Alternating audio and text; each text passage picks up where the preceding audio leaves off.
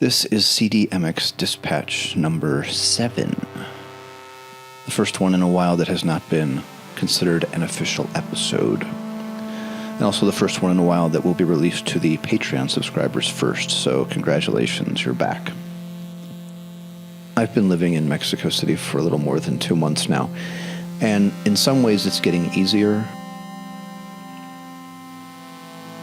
You know, I'm meeting some friends, doing social stuff, taking Spanish classes, so forth and so on. But in other ways, I wouldn't necessarily say it's getting harder. No, I would say it's getting harder in a way. It's the loneliness, because when you do a thing like this, like what I'm doing here, there's phases of adapting to your new life. And I think the first phase is just like excitement, bliss, everything's wonderful, this is going to be great, etc., etc., etc. Honeymoon phase, I believe they call it. It's like you're, still a tourist, but you're actually going to stay. And the second phase starts when you realize you're not a tourist anymore, and that you have to actually deal with real life things like groceries, bills, getting work, etc., etc., etc. And also that learning Spanish is going to be harder than you imagined. And then I think the phase I'm in now is I understand this is my new life, and I understand this is what I chose, and I understand that I knew this was going to be hard beforehand, and I understand that all of this is a part of it. But I'm lonely. And it's funny, I didn't really think that I would be, or I didn't consider it before I moved here. Not that I would have changed anything, but I guess I didn't comprehend the loneliness, the level of it. It comes and goes, but Sundays are always hard, I feel like, because, I don't know, Sundays have always been hard. Why should it be any different in Mexico City? And for me, there's also like this nagging judgment of myself that I really have to shake. And it's that like, oh, okay, you're living in Mexico City now. Are you doing the things that you wanted to do? Like, are you spending time in the wonderful park? And the truth is, I haven't done a lot of those things. I've done some of the things, for sure. And so when I think about it, I can say, okay, no, you have done a lot of stuff. It's just different, right? I think that's the thing is, I experienced Mexico City originally as a tourist for an extended period of time, but I was still a tourist. There was nothing real about it. I wasn't really buying groceries, right? And as a result, it was, of course it's all going to be magical. You're a tourist, right? You're leaving. You know when you're leaving. But there's a moment after you move to a place, after you, expatriate or whatever or repatriate to a place where you realize I'm not a tourist. This is my life. This is my real life. And I don't feel like I have roots here yet. I don't know how long that takes. Not like familial roots, just like roots, Roots like I grew in Columbus and I grew in New York. I mean, I guess if I think about it in another way, the positive way, I could say I do have some roots here, but you know what I mean. And if you don't, email me at onefjeffpod@gmail.com. I'll explain it to you. This morning, Patricia and I went to this, I don't know what it's called, Bungee, Aero Fitness or something. I don't know what the name of it is. It's apparently all over the place in the United States and elsewhere. But you go to this place, I would never have even occurred to me to even do this. I would never have done this by myself because it was entirely in Spanish, and had Patricia not been there, I wouldn't have been able to understand a word. So, not that I understood a word, she translated. I understood a few words, but anyway, so this class, they hook you up to this harness. There's about 5 of us in there, all women and me. They hook you up to this harness, and then you're dangling from like a bungee cord from the ceiling, and you can kind of bounce and stuff. And then you do like different aerobic exercises, and there's like one where you fly or fall over. It's interesting. It's fun. The issue that I really had was that I don't think that these harnesses are necessarily made for like the male anatomy. If you follow my drift, catch my drift, follow my drift. It's catch my drift, I know for sure. But is it also follow my drift? I think it is. I think that one works as well. So yeah, there was a little discomfort in that certain parts of the. But yeah, I mean, it was different. It was interesting. It was out of my comfort zone, but it was easier. And it's what I said, I think, a few episodes ago, is it's like this whole experience would be a lot easier if I had somebody to do stuff with. And so it's like, particularly somebody who speaks fluent Spanish. So, yeah. And then she gave me some kefir and explained to me how to make it. And I'm going to give it a shot because I made yogurt, not yoga. I made yogurt in Columbus, as I think I've mentioned on the pod, but I have never made kefir. And kefir is like a family member, I think, of yogurt. Patricia believes it's superior in every way, but I'm not entirely sure that's true. I would say they're equals. But I'm going to give it a shot. I named it. I don't remember what name I gave it. Let me check. I named my kefir Bicho, which I think means like cute little one or something like that. And it's not cute. It's disgusting. It's like this little red, white blob, but it's like kombucha, right? The same, like a host kind of thing. Anyway, so that was nice. You're asking yourself, long-time listeners that is, are asking themselves, what's going on with Patricia, Jeff? You haven't talked about her in a long time. Yeah, I haven't, have I? Well, we'll see if she'll come on the podcast. I think she might come on this week or next. No promises on that end. And that won't clarify anything as to what's going on, quote unquote, with her. And I don't really feel at liberty to go into it. So I'll just say that, we're good. We're good. So, I mean, clearly we're going to, Bungee, whatever, Acros, something together. So, but it's also complicated. So, good and complicated, we'll call it that. Yeah. And next week I start taking extreme Spanish classes. Again, a long story, but I'll be taking 6 hours of Spanish per day. 2 classes of 3 hours apiece. So that'll be a lot. That'll make my brain hurt. But after this week, I'll be fluent like a local. So that's all it takes is 5 days of 6 hours a day. And then you know the whole language. So that's exciting. It's one of the great things about Spanish is it only takes 6 hours a day, 5 days in 1 week, and that's it. I think what this whole move brings up in me is this idea of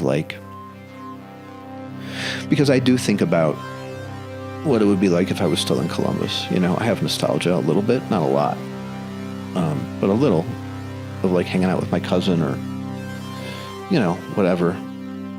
But, and that's comfort, right? That's comfortable. You know what I mean? That's the comfortable choice. It's also the static choice, right? It's the same choice. It's the, I'm satisfied with this level of life. And then there's what I did, and, there's no winning because it's like, I miss the comfort of home. I miss it. I do. But I also know that I was not necessarily that happy back in Columbus. So good, bad, good, bad, good, bad, good, bad. It's all a roller coaster, isn't it? It's all a roller coaster.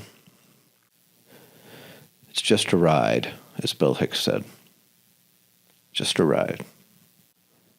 A friend of mine told me today that in Mexico, when you meet somebody, people usually ask, where are you from? Instead of, what do you do?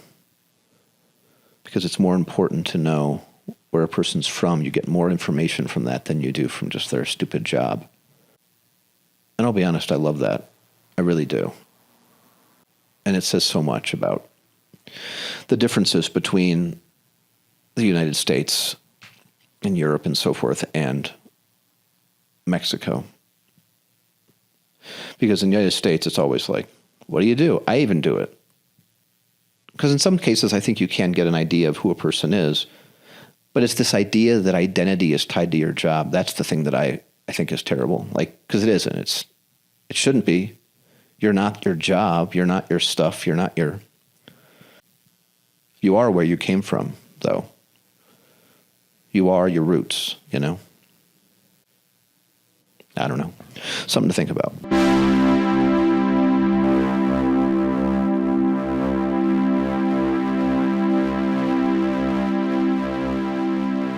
Nighttime is a feminine verb in Spanish.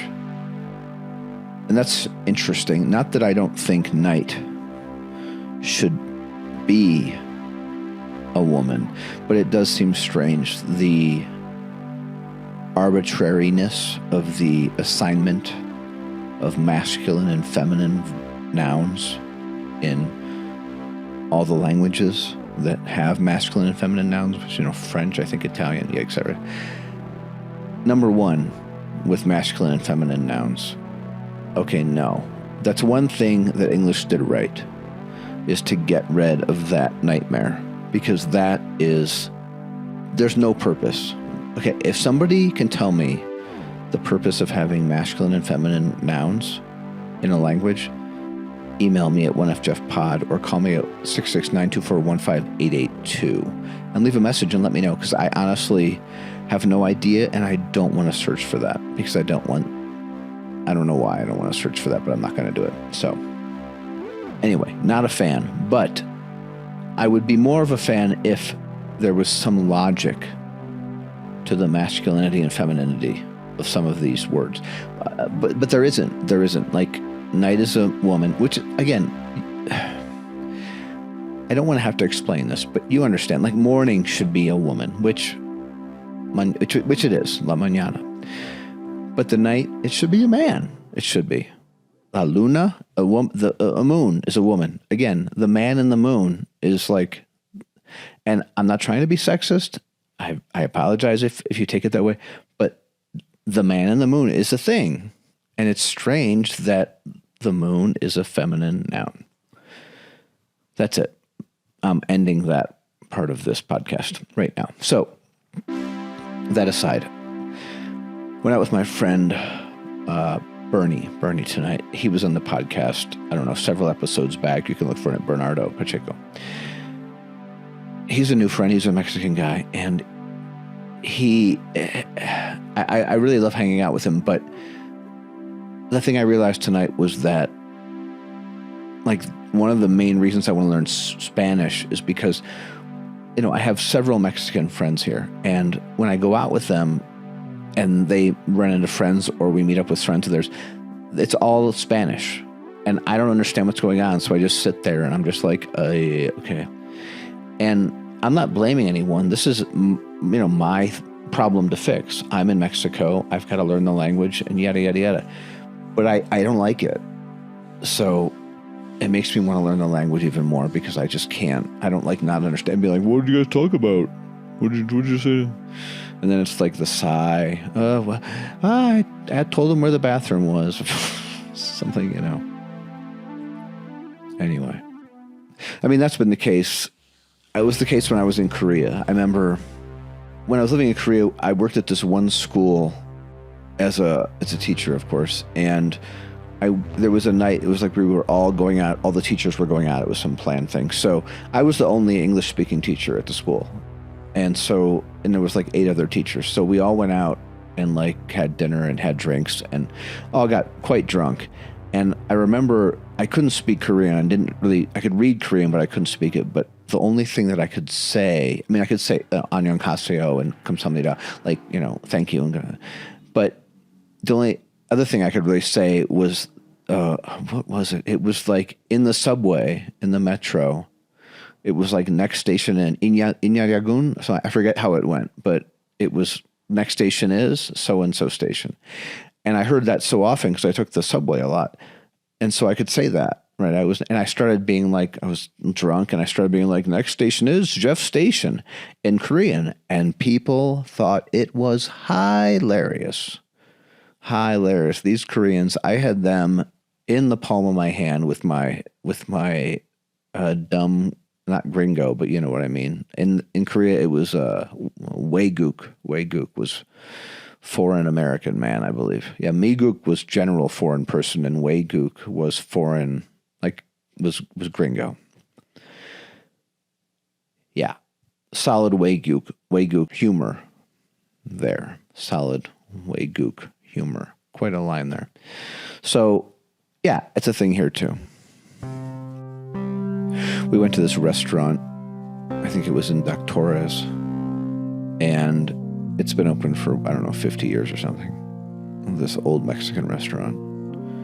And it was legit. It was like, a very old looking laminated menu. It was all you got. But boy, was the food good. And isn't that always the way? Isn't that always the way? Yeah. ¿Qué más? I'm super tired. I have been taking 6 hours of Spanish a day, every day this week.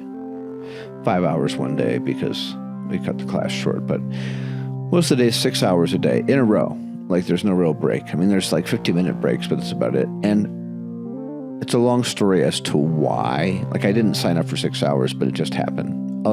I don't want to get into it.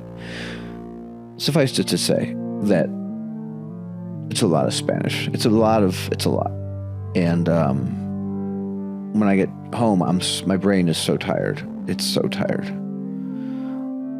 Because of course it is. And I'm doing this next week too, and possibly the week after as well. Today in class, I learned a lot of things in class today, but there's a portion of the class where we just talk, about whatever. And I don't know how The Simpsons came up. Oh, yeah. One of my classmates' notebooks had a font on it that said, I don't know what it said, but it was a Simpsons font. It was like the font of The Simpsons at the beginning of the show, The Simpsons. And so I said, oh, it's the Simpsons font. And then the teacher heard me, and he was like, oh. And he talked to the story about how the Simpsons are still, because I still do, but I still do see, there's a verb tense for that in Spanish, I swear to God. So I still see Simpsons, graffiti, Simpsons, and advertising all over the place here, more so than in the United States, for sure. And I asked him why, and he was like, well, The Simpsons is still popular here because it's funnier in Spanish than it is in English. And he proceeded to tell a story about one of his old students who, when he asked him why he was learning Spanish, he said to be able to understand Shrek, the movie Shrek in Spanish, because it's apparently better as well. So I'm not going to say that that's a goal of mine. Like that's not it.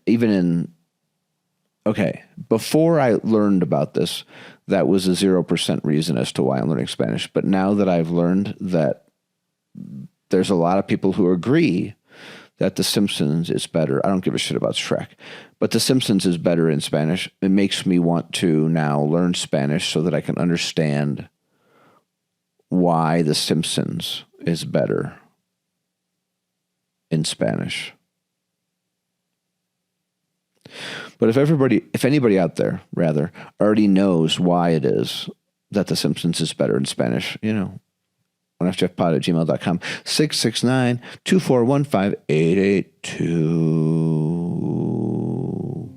I'm starting to nail that, I think. I really think I am. I don't think that's the number, though. 669-241-58. That's the number, yeah. If it isn't, that would be a good explanation as to why I've gotten no voicemails lately. Because I gave out the wrong number. But unfortunately, I think that I've been giving out the right number the whole time, and I just haven't gotten any voicemails. My friend picked me up tonight. Bernie picked me up to take me. We were heading to this party. We were going to go to this party, but there was a line, blah, blah, blah. It doesn't matter. But he's driving me through Mexico City, and it was like, 9 or 10 o'clock at night on a Friday. It's a Friday. Through the popular part of Mexico City, and I had never ridden in a car. I'd ridden in like Ubers and shit, but I had never ridden in a car with a friend of mine going through Mexico City at night on a weekend. And yeah, it was like, wow. It was another one of these moments where I'm like, whoa, I live in Mexico fucking City. And I don't understand a word most of these people are saying. But I will someday, and that's the important part. I will someday. There are no lines on the streets here to separate the lanes, you know. In the United States, they have, most countries really, they have lines, you know, they paint on the streets so that you know where your lane begins and ends on the sides. They don't have that here. But some of the roads are like 4 or 5 lane roads, but no lines. So people are just guessing where their lane is. It is, I mean, needless to say, it's a bit chaotic, the streets here. No, it's not even a bit chaotic. It's legit chaotic, the streets here.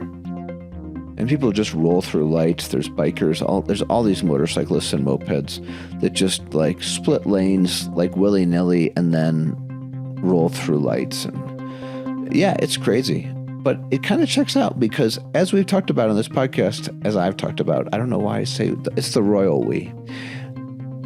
On this podcast, you do not need to prove to anyone that you are able to operate a motor vehicle in order to get a driver's license in Mexico City. Do I need to say that again? I will anyway. You do not need to prove to anyone that you are able, that you have any idea how to operate a motor vehicle to get your driver's license in Mexico City.